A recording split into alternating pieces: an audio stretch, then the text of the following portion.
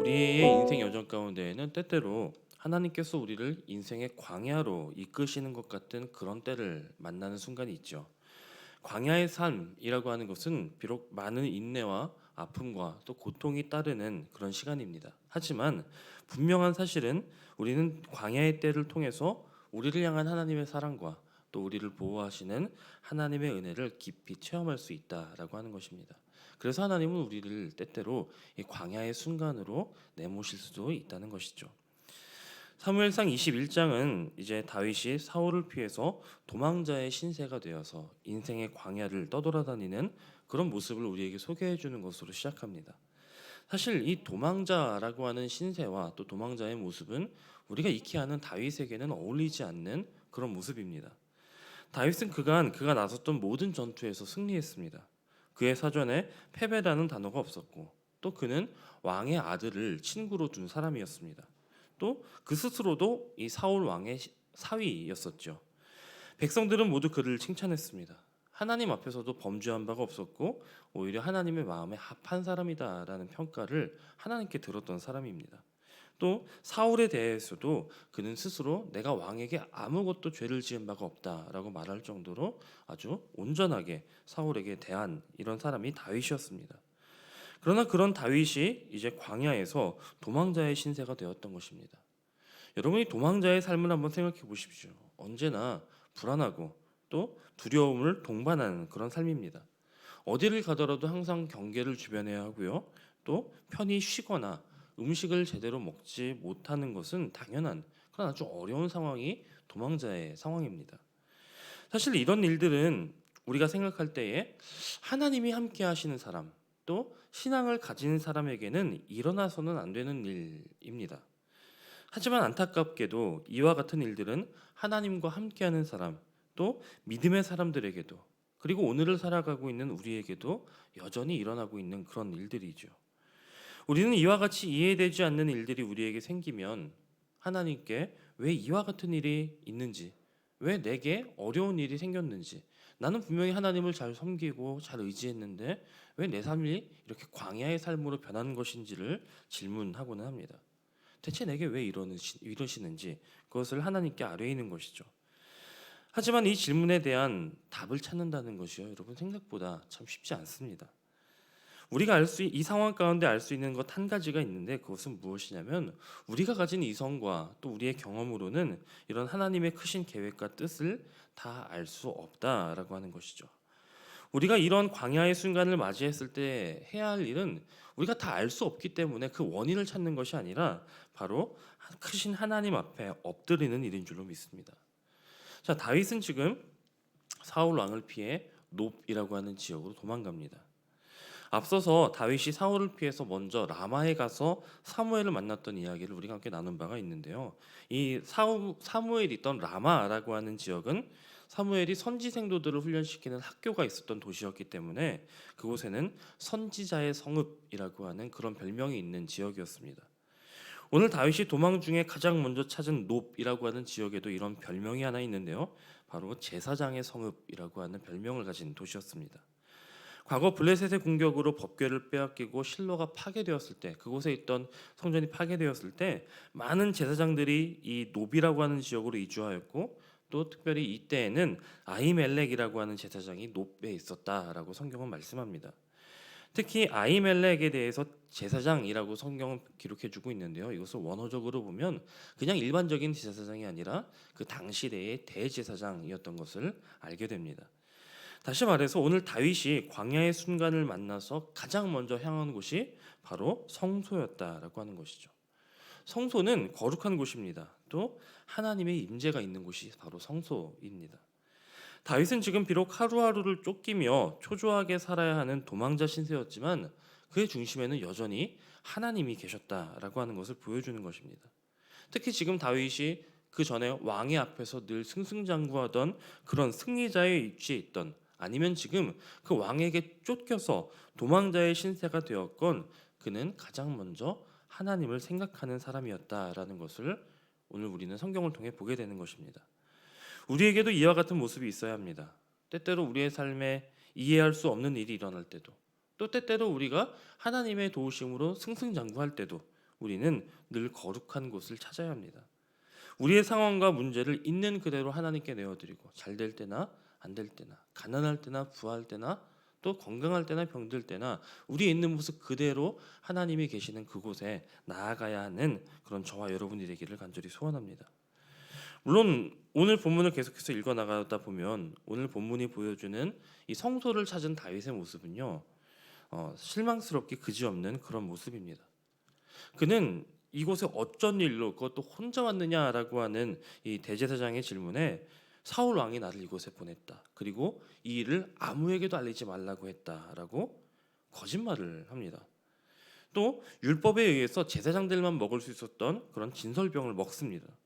그리고는 제사장에게 기도를 요청하거나 조언을 구하는 것이 아니라 지금은 칼과 무기를 요구하는 다소 실망스러운 모습을 우리에게 보여주고 있습니다. 물론 다윗이 이렇게 한 것에 대해서 그가 나중에 사울 왕이 자신을 도왔다는 그 이유로 이 아히멜렉을 문초할 때에 빠져나갈 수 있도록 빌미를 제공한 것이다. 또 골리앗의 칼은 하나님의 도우심의 상징이었는 그런 칼이었기 때문에 그 칼을 구한 것이다라고 해석하는 견해도 있습니다만 그 의도가 무엇이든지 간에 표면적으로 드러나고 있는 이 다윗의 행동은 좀 우리의 상식으로는 우리가 알고 있는 다윗에 대한 이런 이해로는 좀 잘 이해가 되지 않는 그런 부분이라는 것이죠. 하지만 정말 중요한 것은 무엇이냐면요. 그와 같이 다윗이 비록 성소에서 거짓말을 하고 또 율법을 범했지만 하나님은 다윗을 벌하지 않으셨다라고 하는 것입니다.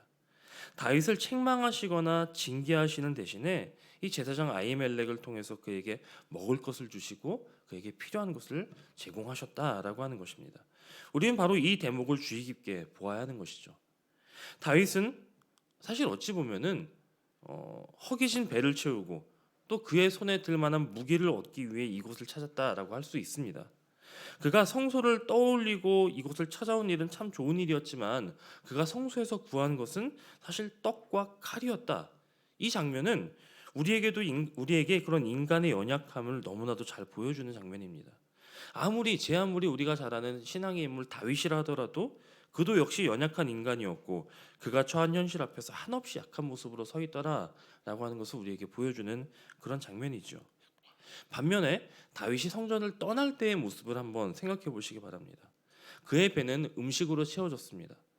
그의 육신은 새로운 힘을 얻었고 또 그의 손에는 골리앗의 칼이 들려졌습니다.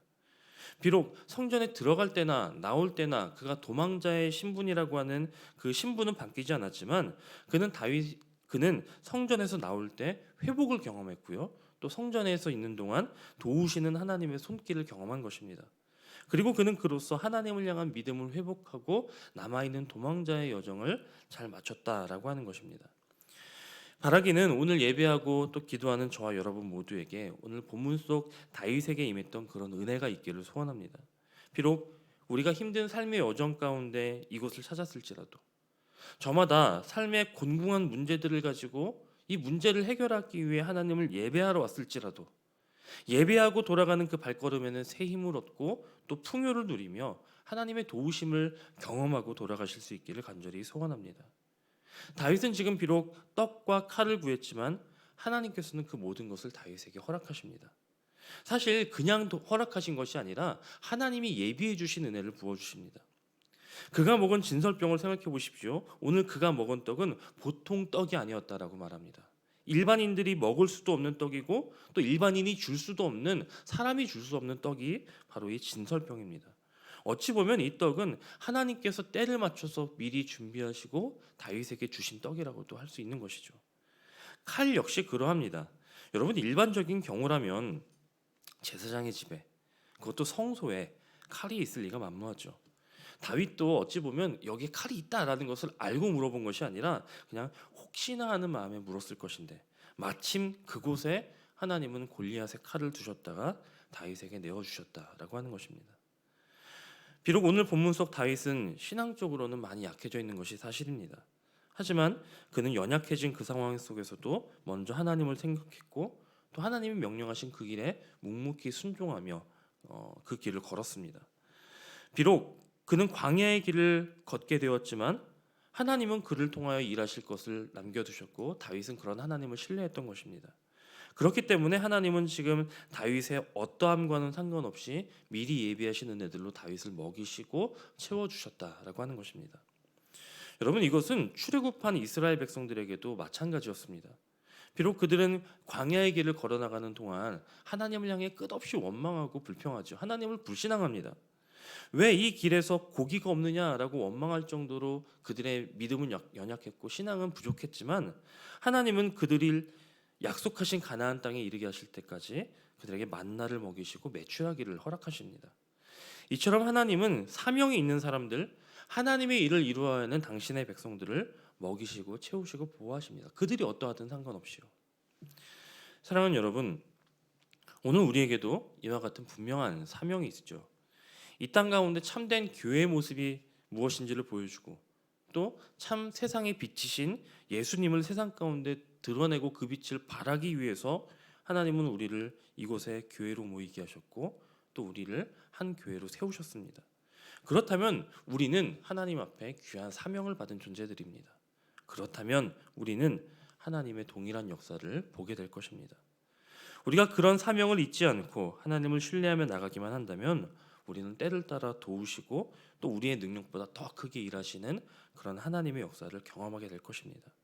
물론 이 사명의 길을 걸어나가는 가운데에는 다윗이 그러했던 것처럼 때때로 광야의 때를 만날 수도 있을 것입니다. 하지만 기억해야 할 것은 그 광야란 우리가 반드시 통과해야만 한다라고 하는 것과 또 우리가 이 광야를 건너는 동안 우리는 우리와 함께 이 광야를 건너시는 하나님을 경험하게 될 것이라는 것입니다.